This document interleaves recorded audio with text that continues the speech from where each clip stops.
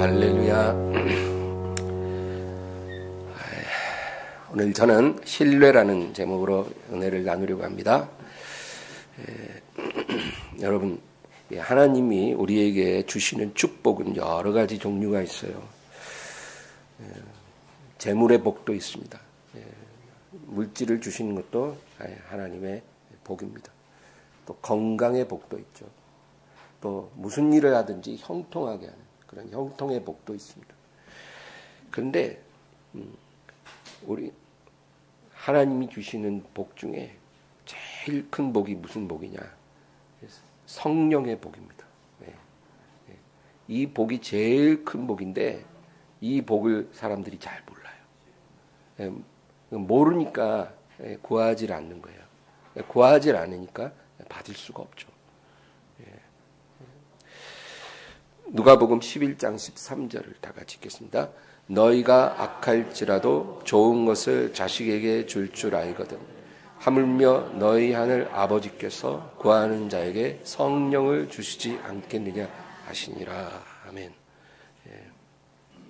육신의 부모가 자기 자식에게 좋은 것 주고 싶잖아요. 그렇죠? 그 당연한 일이죠. 마찬가지예요. 우리 하나님 아버지도 그 자녀들에게 제일 좋은 거를 주고 싶어 하신다는 거죠. 그게 뭐예요? 성령이라는 거예요. 하나님이 제일 주고 싶은 게 성령의 복입니다. 근데 우리는 그게 얼마나 중요한 줄을 모르니까, 얼마나 좋은 줄을 몰라요. 그러니까 받지를 못합니다. 구하지도 않고 받지도 못해요. 하나님이 우리에게 성령을 부어주시면 우리에게 나타나는 두 가지 방식이 있습니다. 성령이 임할 때 그것이 우리에게 두 가지 방식으로 나타납니다. 하나는 성령의 은사요. 또 하나는 성령의 열매입니다. 근데 이 두 가지가 아주 중요한데 성경을 보니까 은사도 9가지고 열매도 9가지라는 거예요. 그래서 오늘 이 부분을 살펴보려고 합니다. 이게 무엇인 줄 알아야 좋은 줄 알고 우리가 하나님께 달라 그럴 거 아니에요. 그래서 모든 은사와 열매는 이 9가지 범주 안에 다 들어있는 것입니다. 먼저 9가지 은사에 대해서 우리가 살펴보려고 합니다. 고린도전서 12장 7절에서 11절 다 같이 읽습니다. 각 사람에게 성령을 나타내심은 유익하게 하려 하심이라.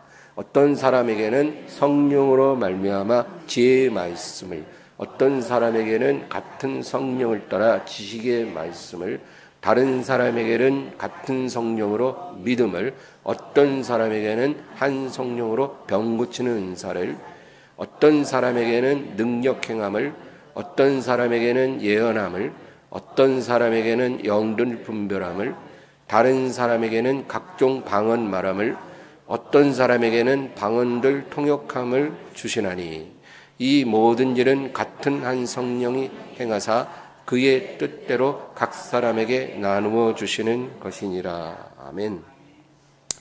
이 은사라는 말은 영어로 gift입니다. 그러니까 선물이죠. 그러니까 이게 뭐냐면은 주는 사람 마음대로예요. 선물의 특징이 그겁니다. 주는 사람이 무엇을 줄지도 자기가 정하는 거고, 누구에게 줄지도 주는 사람이 정하는 거예요. 받는 사람은 할 수 있는 게 아무것도 없습니다.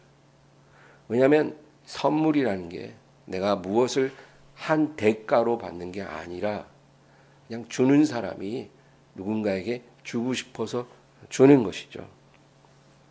그래서 11절 다시 보면 이 모든 일은 같은 한 성령이 행하사 그의 뜻대로 각 사람에게 나누어 주신다. 배분해 주신다는 거예요.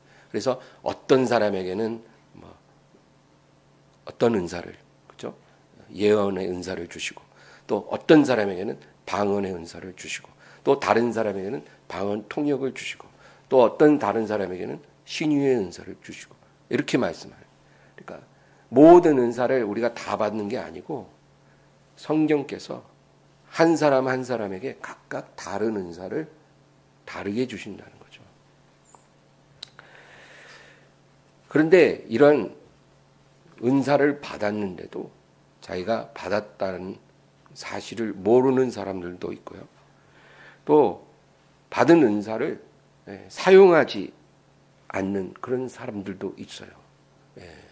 여러분, 우리가 가끔 집 정리를 하다 보면 저 구석에서 사용하지 않은 언젠가 누군가에게 선물로 받았는데 사용하지 않고 깜빡 지나쳤던 그런 것들을 볼 때가 있죠. 선물을 받았는데 그냥 그거를 잊어버린 거예요. 전혀 쓰지 않은 채로 먼지가 쌓여 있는 거죠. 성령의 은사도 그런 사람이 있습니다. 하나님 주셨는데도 사용하지 않고 그냥 먼지 쌓인 채로 내버려 두는 거죠. 그러면 안 되는 거예요.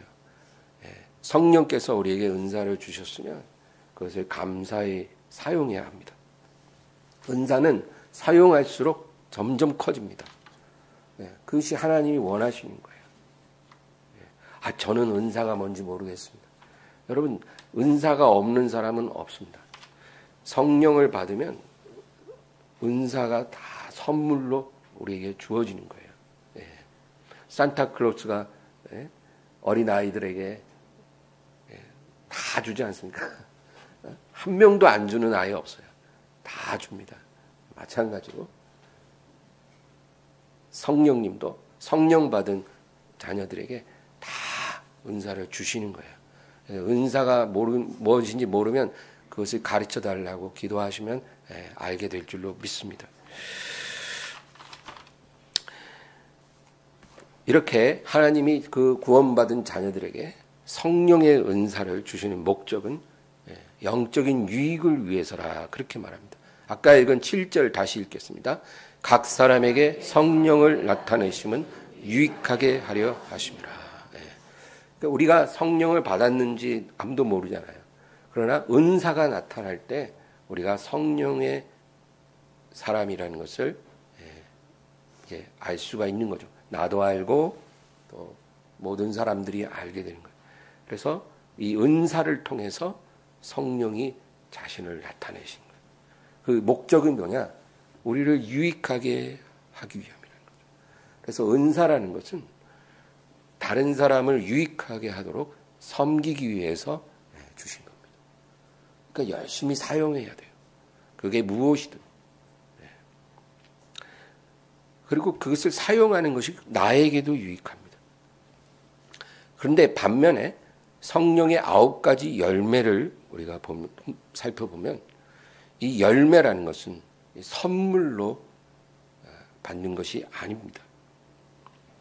이 열매는 성령 안에서 내가 믿음과 인내로 스스로 맺는 거예요. 다릅니다. 은사는 하나님으로부터 받는 선물이고 아무 조건 없이, 열매는 내가 스스로 맺어 하나님께 드리는 거예요. 그러니까 완전히 다른 성격을 갖고 있어요. 우리 성령의 9가지 열매에 대해서 갈라디아서 5장 22, 23절 읽겠습니다. 오직 성령의 열매는 사랑과 희락과 화평과 오래 참음과 자비와 양선과 충성과 온유와 절제니 이 같은 것을 금지할 법이 없느니라. 이것은 어떤 일을 이루는 능력이 아니고 내가 어떤 사람이 되느냐의 문제예요. 내가 어떤 사람이 될 것인가. 이것이 바로 성령의 열매라는 거예요. 이 열매를 통해서 내가 어떤 사람인지를 하나님 앞에 증명하는 것입니다. 이것에 대해서 예수님은 나무와 가지로 설명을 해요. 요한복음 15장 4절 읽겠습니다. 내 안에 거하라. 나도 너희 안에 거하리라. 가지가 포도나무에 붙어 있지 아니하면 스스로 열매를 맺을 수 없음 같이 너희도 내 안에 있지 아니하면 그러하리라. 아멘. 분명한 말씀. 포도나무가 있어요. 예수님이죠. 거기에서 연결된 가지가 바로 우리들이에요. 근데 가지가 포도나무에 붙어 있지 않으면 절대로 열매를 맺을 수가 없다는 거죠. 그 열매가 어떤 열매예요? 그 성령의 9가지 열매. 내가 어떤 사람인가를 증명해주는 그 9가지 열매를 우리가 맺어야 되는데, 예수님께 붙어 있을 때는 그 열매를 맺지만 붙어 있지 않으면 절대로 열매를 맺을 수가 없다는 거예요. 그래서 내 안에 거하라. 나도 너희 안에 거하리라. 예. 여러분, 예수님과 동행하지 않으면요, 사람은 절대 안 변합니다. 그러나 예수님과 동행하는 사람은 안 변하는 것이 불가능해요.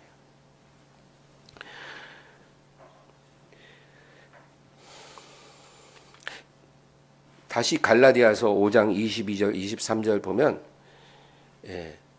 그죠? 오직 성령의 열매는 사랑과 희락과 화평과 오래 참음과 자비와 양선과 충성과 온유와 절제니 이 같은 것을 금지할 법이 없느니라 그랬어요.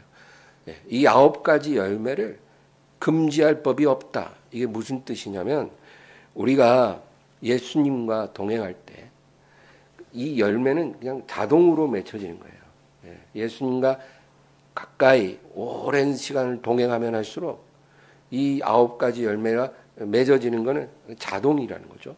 근데 이것을 방해하고 대적할 어떤 권세도 없다는 말이에요. 하나님의 사람에게서 이 9가지 열매가 맺어지는 것을 그 누구도, 그 무엇도 회방할 수 없다. 대적할 수 없다. 금지할 수 없다는 거예요.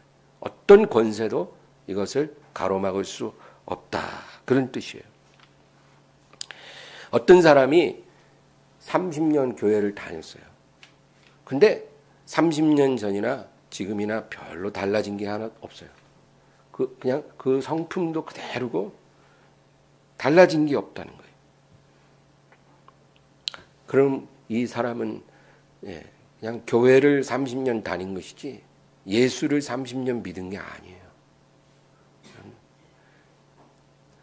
예수님과 30년 동행하면 달라지지 않는 것은 불가능한 거예요. 근데 오늘날엔 30년 교회를 다녀도 뭐 30년 전이나 지금이나 똑같아요. 그런 사람들 찾는 게 어렵지가 않아요. 뭔가 잘못됐다는 겁니다. 교회를 다니는 게 예수님을 믿는 것이 동일한 것은 아니라는 거죠. 교회라는 것은 그냥 하드웨어예요. 하드웨어. 물론 중요하지만 그것이 전부가 아니라는 거예요. 내가 교회에 소속돼서 교회를 다닌다고 해서 자동으로 열매를 맺는 게 아니에요. 예수님 안에 거하고 예수님이 우리 안에 거하고 우리가 예수님과 연결되어 있어야 열매를 맺는다고 주님께서 말씀하신 것입니다. 주방에서 오랜 시간을 요리를 하면 내 옷에 음식 냄새가 배는 것처럼 예수님과 오래 동행하면 할수록 예수 냄새가 내게 배일 수밖에 없다는 거예요. 우리가 이런 사람이 되어지기를 주의 이름으로 축원합니다.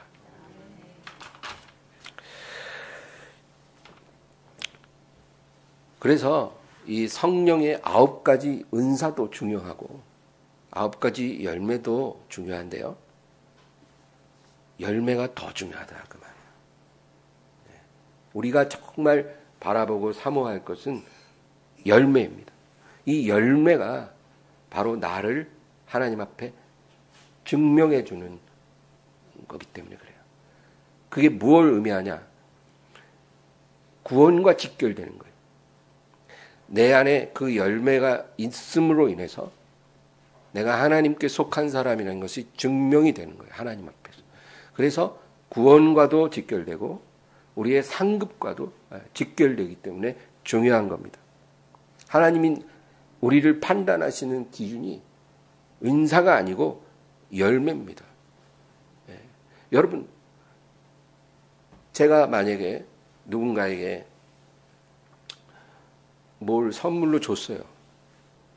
근데 그 준 선물이 그 사람을 판단할 수는 없지 않습니까? 하나님이 각 사람에게 은사를 줬는데 그 은사 가지고 있다는 게 그 사람을 증명할 수는 없는 거예요. 그냥 은사는 선물일 뿐이에요. 우리를 증명해 주지 못해요. 그러나 열매는 성령 안에서 오랜 세월 내가 예수님과 동행할 때만 맺을 수 있는 것이기 때문에 그것이 우리를 증명해 주는 증거가 된다는 거죠. 요한복음 15장 8절 읽겠습니다.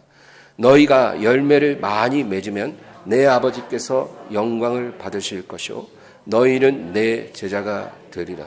예. 우리가 열매를 얼마나 많이 맺으냐에 따라 하나님의 영광이 더 커지고 하나님이 기뻐 받으시고 또 너희는 나의 제자가 되리라. 제자가 된다. 스승이 그렇게 말한다는 건 뭐예요? 인정한다 그 말이죠. 너희는 내 제자라. 내가 너희를 안다는 거죠. 예. 무엇로? 열매로 그렇게 인정을 받는다는 겁니다. 그러나 은사는 절대로 그렇지 않기 때문에 우리가 그 차이를 알아야 돼요. 우리 마태복음 7장 16절에서 20절 읽겠습니다. 그들의 열매로 그들을 알지니 가시나무에서 포도를 또는 엉겅퀴에서 무화과를 따겠느냐.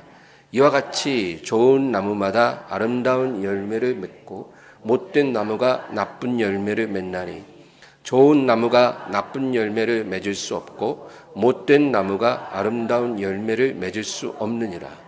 아름다운 열매를 맺지 아니하는 나무마다 찍혀 불에 던져지느니라. 그러므로 그들의 열매로 그들을 알리라. 예수님이 너무나 분명하게 말씀하신 거예요. 그들의 열매로 그들을 알리라. 내가 너희의 열매를 보고 너희를 판단하겠다 그거예요. 하나님이 우리를 판단하시는 기준이고 또 우리가 누군가를 판단할 때도 열매로 판단하는 거예요. 그 사람이 갖고 있는 은사로 그 사람을 판단하면 큰일 납니다. 은사로 판단하지 마시고 열매로 판단하세요.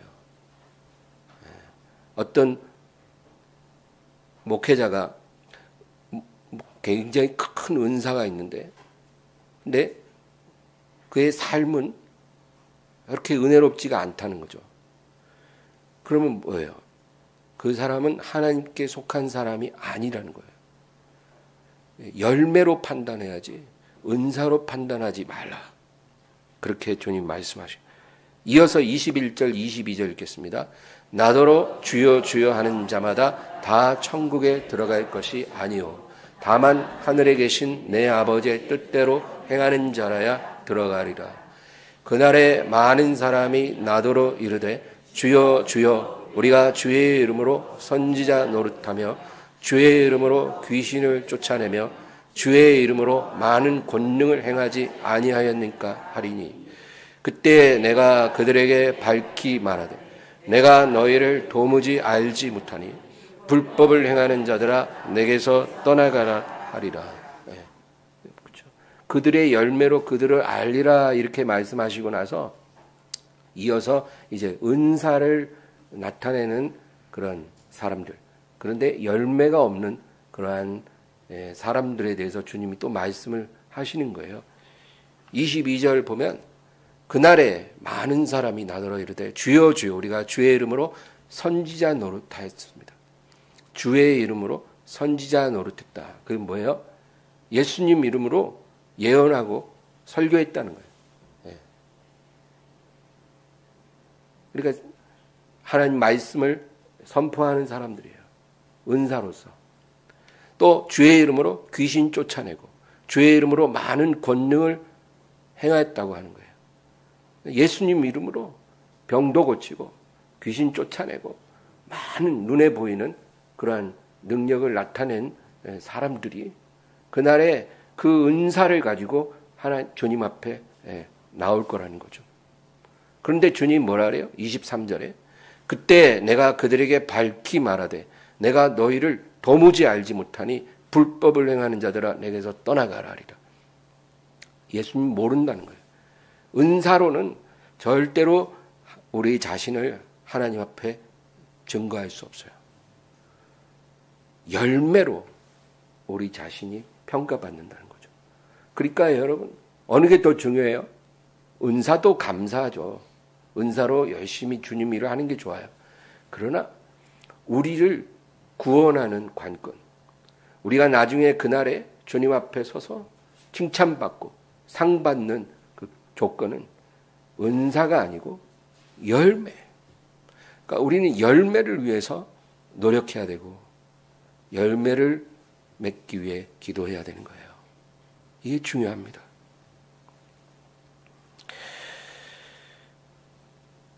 그러므로 여러분, 내게 어떤 은사가 나타난다고 내가 지금 하나님 앞에 인정받고 있고 사랑받고 있고 하나님 나를 기뻐하신다. 그렇게 속단하지 말아야 돼요. 내가 방언을 기도를 해요. 방언 기도를 막 한다고 해서 내가 지금 하나님의 인정받는 종이라는 증거가 아니에요. 내가 어떤 예언을 한다든지 신유로 누구를 고쳤다고 해서 그것이 내가 하나님 앞에 인정받고 있다는 증명이 되지 못해요. 은사가 그런 거예요. 그래서 은사를 가지고 있는데 그 은사로 많은 일을 하고 지옥에 떨어지는 사람들이 많다는 거죠.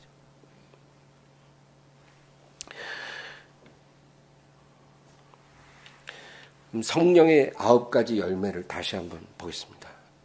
다시 읽어볼까요? 사랑, 희락, 협평, 오래 참음, 자비, 양선, 충성, 온유, 절제. 이 9가지. 이게 열매예요. 근데 가로에 있는 내용, 그 말은 같은 의미라는 거죠. 희락이라는 거는 기쁨이라는 거죠. 화평이라는 거는 평안을 말해요. 오래 참음은 인내를 말하고, 자비라는 거는 긍휼을 말하고, 양선이라는 건 친절을 말하고, 온유라는 건 순종을 말하는 거예요. 같은 의미다 이 말이에요. 그래서 이 9가지 이 열매가 너무나 중요한 거예요. 이것이 우리를 증명해 줄 것입니다. 그런데 이 9가지 중에서 오늘은 충성이라고 하는 이 열매를 제가 여러분과 좀 나눠보려고 해요. 이 충성이라는 말은 그 다음이요. 헬라어 단어로 피스티스라고 합니다. 피스티스. 이게 원래 헬라어 원문에는 피스티스라는 이 단어인데 그 정확한 의미는 신뢰함, 믿음 이런 뜻이에요. 근데 우리 한글 성경에는 이걸 충성이라고 이렇게 번역을 한 거죠. 관련은 있지만 정확한 번역은 아니에요.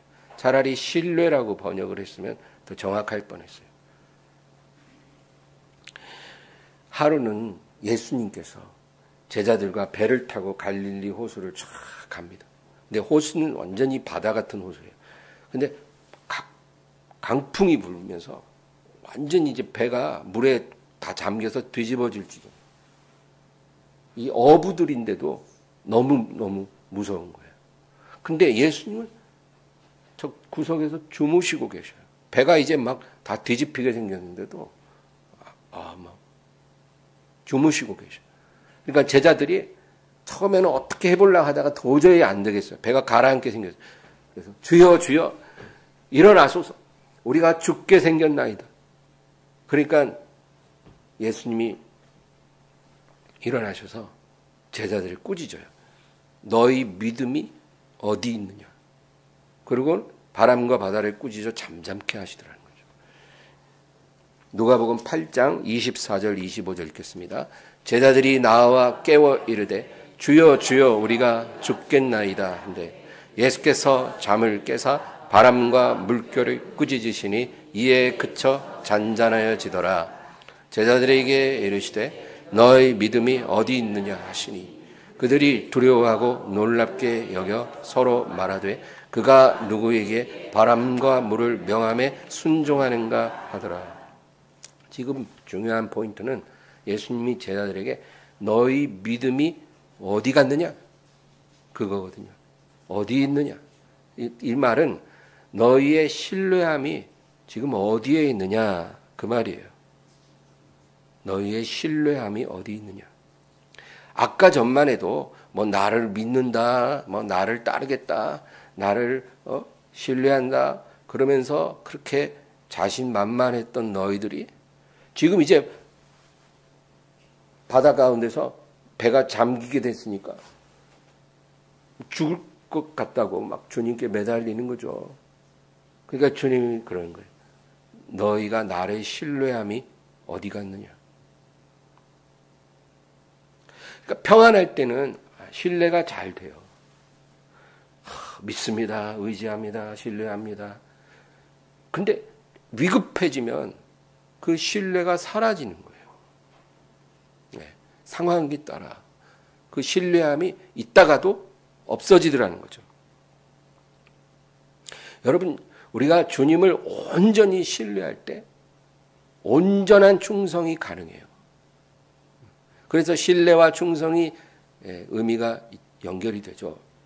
온전히 신뢰하면 온전히 충성할 수 있어요.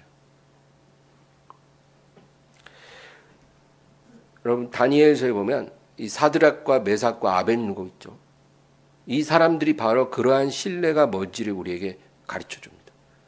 그 당시 느부갓네살 왕이 큰 신상을 세웠어요.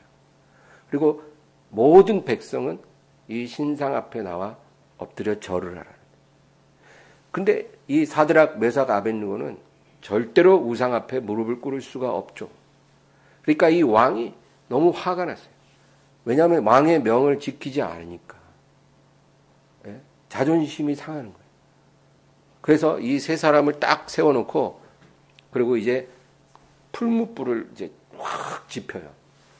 그리고 왕이 명해요. 이 풀무불을 7배 더 세게 지피라는 거예요. 그러니까 얼마나 이 불이 강력하는지 그 주변에서 이렇게 얼씬거리는 사람들은 불에 타 죽을 정도예요. 그렇게 불을 팍 지펴놓고 이 왕이 다시 한번 마지막으로 경고하는 거예요. 지금 이 순간 마지막 기회를 줄게.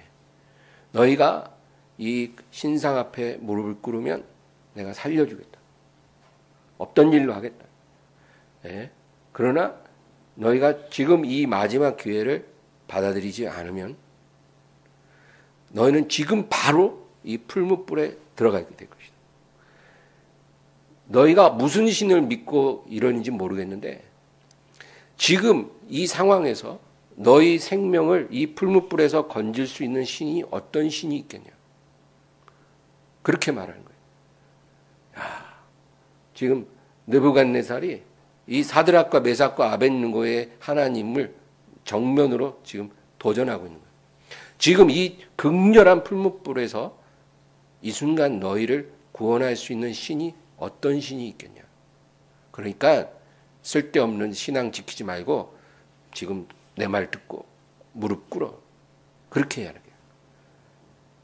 여러분은 어떻게 하시겠어요? 그 상황에서. 그게 나라면. 그러니 이 사드락과 메삭과 아벳느고가 뭐라고 얘기하는가 한번 보겠습니다. 다니엘 3장 16절에서 18절입니다. 사드락과 메삭과 아벳느고가 왕에게 대답하여 이르되 느부갓네살이여 우리가 이 일에 대하여 왕에게 대답할 필요가 없나이다. 왕이여 우리가 섬기는 하나님이 계시다면 우리를 극렬히 타는 풍불 가운데서 능히 건져내시겠고 왕의 손에서도 건져내시리이다.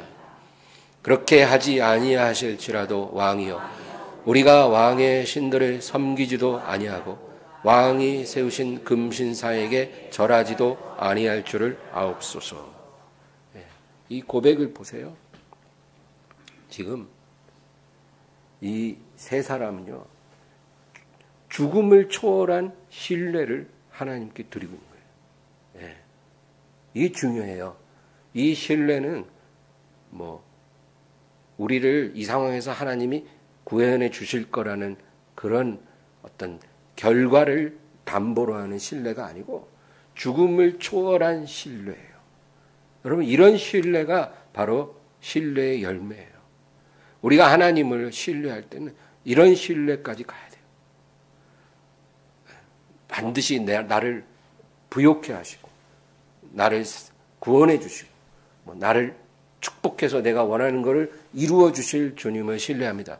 이런 신뢰가 아니라 어떤 결과든지 상관이 없는 하나님에 대한 절대적인 신뢰. 이런 신뢰가 열매로 맺어져야 한다는 겁니다. 그래서 이 세 사람은 뭐라 그래요? 그리 아니하실지라도, 우리를 이 풀무불에서 하나님이 건져주시지 아니하실지라도 왕이여, 우리가 왕의 신들을 섬기지도 아니하고 왕이 세우신 금신사에게 절하지도 아니할 줄을 아옵소서. 이런 신뢰는 하루아침에 내가 원한다고 생기는 게 아니고, 우리가 예수님께 딱 가지처럼 붙어서 오랜 시간 그 진액을 받아들이고 예수님 안에, 예수님이 우리 안에 거하는 삶을 살 때 우리 안에서 조금씩 커져가는 열매예요. 이 신뢰가 점점 자랍니다. 열매처럼. 그래서 그 열매로 우리를 증명하고 하나님께서 우리를 통해 영광을 받으신 거예요. 너희가 열매를 많이 맺으면 아버지께서 영광을 얻으실 것이요 너희는 나의 제자가 되리라. 그겁니다. 여러분, 이러한 참 신뢰에서 참된 충성이 나오는 거예요. 네. 상황을 초월한 충성, 상황을 초월한 신뢰, 이런 것이 우리에게 필요하다는 것입니다. 계시록 3장에는 빌라델비아 교회가 있어요. 이 빌라델비아 교회는 참으로 훌륭한 교회입니다. 주님에 대한 온전한 신뢰와 충성으로 주님께 인정을 받은 그런 교회예요. 저는 우리 엠마오 교회가 빌라델비아 교회 같이 되기를 정말로 소원합니다. 예, 저는 그래서 매일 그렇게 기도를 해요. 이런 교회가 되게 달라고. 뭐 성도가 많아지고 그런 교회가 되는 그런 기도는 잘 안 해요. 근데 우리 교회가 하나님이 인정하는 교회가 되게 해달라고. 그렇게 기도를 늘 해요.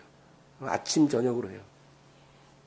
그 하나님이 인정하는 교회가 된다는 건 뭐냐면 이런 온전한 신뢰, 온전한 충성심을 주님이 인정해 주시는 그런 교회가 되어야 된다는 거죠. 계시록 3장 8절에 있겠습니다. 볼지어다 내가 내 앞에 열린 문을 두었으되 능히 닫을 사람이 없으리라. 내가 내 행위를 아노니 내가 작은 능력을 가지고서도 내 말을 지키며 내 이름을 배반하지 아니하였도다. 아멘. 그래서 제가 이 구절을 가지고 지난 코로나 때 문을 안 닫았어요. 네, 우리 교회는 문이 열려 있어야 된다. 네, 사람이 있든 말든 오든 말든. 그래서 뭐 모든 교회가 다 셧다운 할 때 우리 교회는 그냥 매일 열어놨어요. 네, 일단 열린 문을 만들어 놔야 되겠다. 근데 중요한 거는 주님이 뭐라 그래요? 이 빌라델비아 교회. 내가 너의 행위를 아노니 네가 작은 능력을 가지고도 내 말을 지키며 내 이름을 배반하지 아니했다. 그거예요.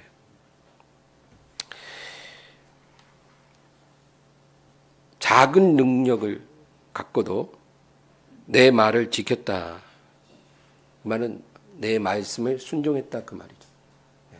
교회가 능력이 많든 적든 그것이 중요한 건 아니에요. 네. 주님의 말씀을 순종하는 교회가 돼야 돼요. 말씀 그대로 따라가는 교회가 돼야 돼요. 여러분, 이거는 교회의 문제만이 아니라 개인의 문제이기도 해요. 그러니까 네가 작은 수입을 갖고 빡빡한 삶을 살지만 너는 나의 말을 지켰다. 내 말씀대로 순종했다. 주님이 여러분 우리 한 사람 한 사람을 그렇게 인정해 주셔야 되는 거예요. 수입이 적은데도 내 말씀을 너는 지켜서 살았구나. 네가 세상에서 여러 가지로 경제적으로 압박을 받고 어려움을 느끼면서도 너는 내 말을 지켰구나. 여러분, 이게 중요하다는 거예요. 그래서 하나님이 우리에게 어려움을 주실 때는 인색해서가 아니에요. 어려울 때 그 사람의 신앙이 드러나거든요.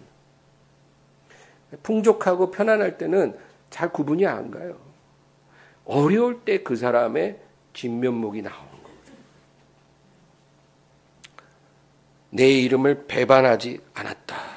그렇게 말합니다. 그 말은 뭐예요? 세상과 타협하지 않았다는 거죠. 어려울 때 너는 내 이름을 배반하지 않았다.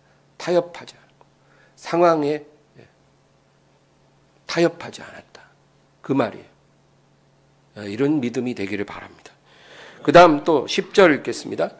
내가 나의 인내의 말씀을 지켰은즉 내가 또한 너를 지켜 시험의 때를 면하게 하리니 이는 장차 온 세상에 임하여 땅에 거하는 자들을 시험할 때라. 그러므로 내가 너로 시험의 때를 면하게 하리라. 이것은 장차 온 세상에 임하여 땅에 거하는 자들을 시험할 때라. 그렇게 말씀합니다.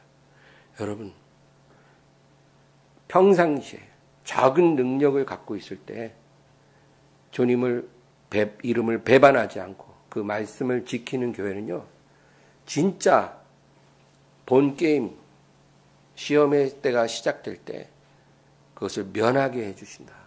그렇게 약속하신 거예요. 그리고 이제 세상에 있는 사람들, 또 깨어있지 않은 교회들은 그들을 하나님께서 시험할 때가 온다는 거죠. 그들이 지금까지 누구를 신뢰했는지, 무엇에 충성했는지 그것을 하나님께서 드러내신다는 거예요. 정말 힘든 시간이 온다는 거예요.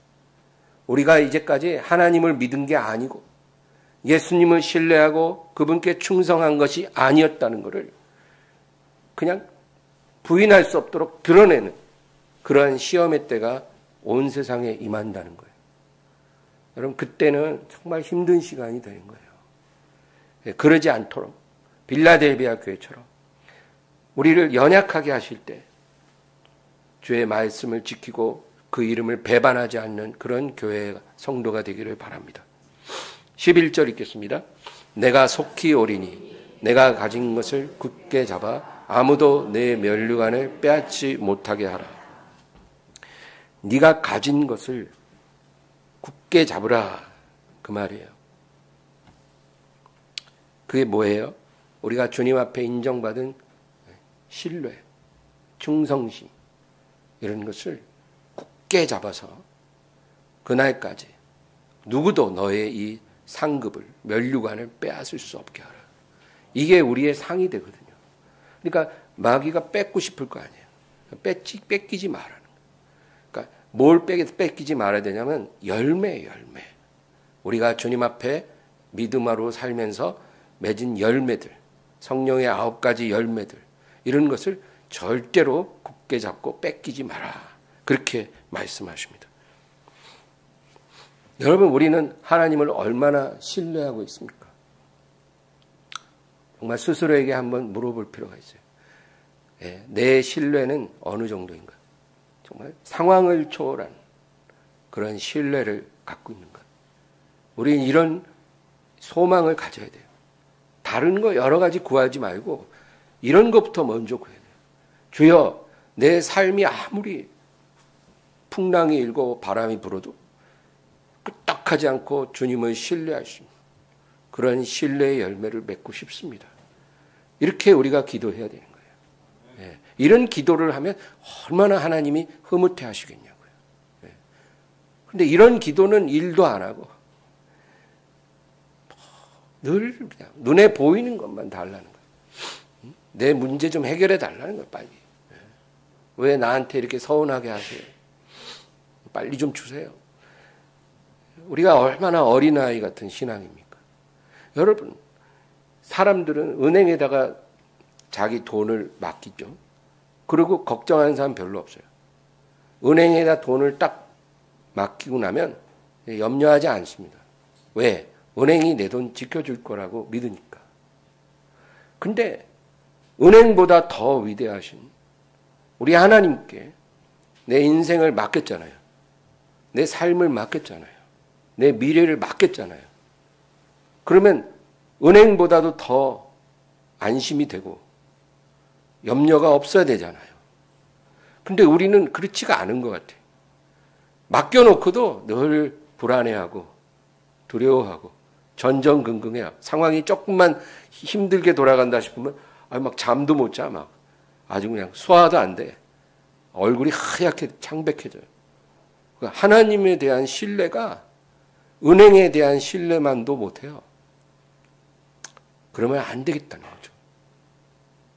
이 세상 모든 것이 우리에게 우리가 신뢰할 수 없을지라도 하나님은 우리의 영원한 신뢰가 돼야 돼요. 그게 진짜 신앙이에요. 사람을 신뢰하는 것은 어리석은 거 아닙니까? 세상을 신뢰합니까, 여러분? 회사를 신뢰하세요? 회사의 사장님을 신뢰하세요? 아니면 은행에 저금한 돈을 신뢰하십니까? 그런 것은 신뢰할 거리가 안 돼요. 그런 것을 신뢰하는 자는 저주를 받을 것이다. 예레미야 17장에 나와요. 우리가 신뢰할 대상은 예수 그리스도입니다. 그 신뢰는 상황을 초월하고 죽음을 초월한 그런 신뢰가 돼야 되겠다. 그 말이에요. 마지막으로 디모데후서 1장 12절을 읽고 마치려고 합니다. 이로 말미암아 내가 또 이 고난을 받되 부끄러워하지 아니함은 내가 믿는 자를 내가 알고 또한 내가 의탁한 것을 그날까지 그가 능히 지키실 줄을 확신함이라. 이 디모데후서라는 건요, 여러분 중요한 의미가 있어요. 디모데후서는 이 사도 바울이 순교하기 직전에 가장 마지막으로 보낸 서신이에요. 바울은 로마 감옥에 2번을 갇혔어요. 로마 감옥에 2번을 투옥됐는데 첫 번째 투옥 때는 상당히 편하게 있었어요. 왜냐하면 황제에게 재판을 청구했거든요. 로마 시민권자로서. 그럼 황제에게 가서 재판을 받기 전에는 미결수예요. 미결수들은 철창 안에 들어가는 게 아니고 가택연금에 받을 수 있죠. 그래서 자기 돈으로 세를 얻어서 집에서 나가지만 않으면 되는 거예요. 아직 재판 전이니까, 미결수니까. 그래서 1차 투옥 때는 그렇게 편하게 있었어요. 그리고 많은 손님들이 찾아와서 외롭지도 않았어요. 그리고 일이 잘 해결됐어. 의사인 누가가 데오빌로 각하에게 2통의 편지를 썼거든요. 누가복음, 사도행전. 그래서 이 2통의 편지가 그를 무죄를 증명해주는 그 자료가 돼서 잘 풀려났어요. 그러나 이제 2번째 로마 감옥에 잡혔을 때는 상황이 달라졌어요. 왜냐하면 그때는 네로 황제 때예요. 네로 황제. 그때 로마에 대화재가 일어나요. 도시의 3분의 1이 불타버렸어요. 그러니까 로마 황제가 정치적으로 굉장히 궁지에 몰린 거예요. 또 어떤 루머가 도냐면 황제가 불을 질렀다 이런 소문이 돌기죠. 로마를 쫙 재개발하고 싶은데 뜻대로 안 되니까 불을 놓아서 다 태우고 그 다음에 이제 황제 뜻대로 재개발을 하려고 그렇게 방화했다 이런 소문이 돌기 시작해요. 그러니까 로마 네로 황제가 궁지에 몰려서 이제 기독교인들이 불질렀다라는 소문을 퍼뜨린 거예요, 일부러. 그리고 모든 로마에 있는 기독교인들을 다 잡아서 바로 다 처형했어요. 처형해요. 그런 상황에서 바울도 잡혀 들어간 거예요. 그러니까 이제 바울이 거기서 죽지 않고 풀려날 가능성은 없는 거예요. 그리고 이제 철창 안에 갇혀 있고, 그리고 바울을 찾아오는 사람도 없어요. 왜? 바울을 찾아오면 기독교인인 게 드러나니까 안 되잖아요. 그러니까 아무도 안 찾아. 의사 누가만 옆에 있고 아무도 없다는 거예요. 그런 상황에 이제 순교하기 직전 이 바울이 자기 영적인 아들인 디모데에게 2번째 편지를 보냈다는 거죠. 그게 디모데후서예요. 근데 여기 뭐라고 고백해요? 이로 말미암아 내가 또 이 고난을 받되 부끄러워하지 아니함은 내가 믿는 자를 내가 알고 또한 내가 의탁한 것을 그날까지 그가 능히 지키실 줄을 확신함이라. 여러분, 이 구절이 너무나 중요해요. 내가 이 고난을 부끄러워하지 않는다 그래요. 지금 바울은 자기가 하나님께 거역해서 감옥에 갇힌 게 아니거든. 복음을 위해, 하나님의 뜻을 이루기 위해 지금 충성하다가 주님께 충성하는 가운데 내가 여기 갇혔기 때문에 나는 부끄러워하지 않는다. 그래요. 그 다음에 내가 믿는 자를 내가 안다는 거예요. 내가 믿는 하나님을 내가 안다. 나는 주님이 어떤 분이신 줄을 잘 안다. 여러분 아까 그랬죠. 온전한 신뢰가 온전한 충성으로 인도합니다. 그러니까 우리가 주님을 얼마나 아느냐가 우리의 신뢰를 결정해요. 그냥 막연한 무조건적인 신뢰가 아니에요.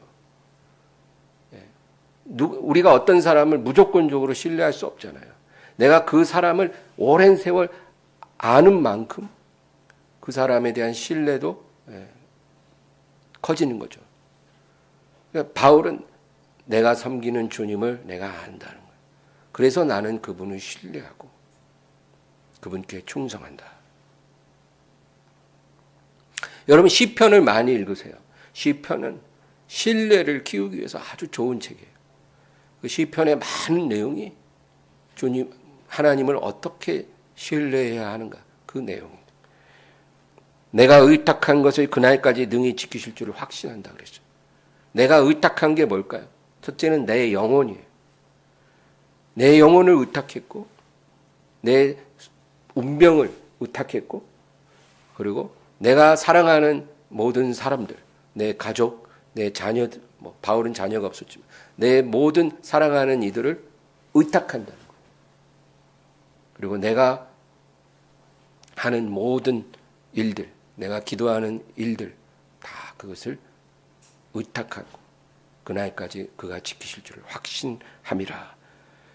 여러분 이러한 신뢰와 확신 그리고 충성스러움 이런 은혜가 가득하기를 주의 이름으로 축원합니다. 하나님 아버지 감사합니다. 오늘도 주님을 찬양하게 하소서. 주님을 의지하게 하소서.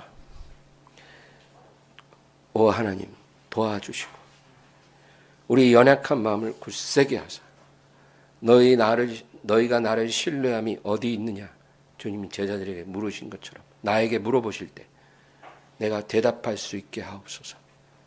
주여 주님을 더 알아갈 수 있게 하시고 그리고 주님을 향한 신뢰가 커져가게 하시고 그 신뢰가 커져가는 만큼 충성스러운 종이 되게 하여 주시옵소서. 성경에 나오는 그 많은 귀한 종들을 바라보며 우리도 그런 사람이 되기를 갈망하게 하여 주시옵소서. 예수님의 이름으로 기도합니다.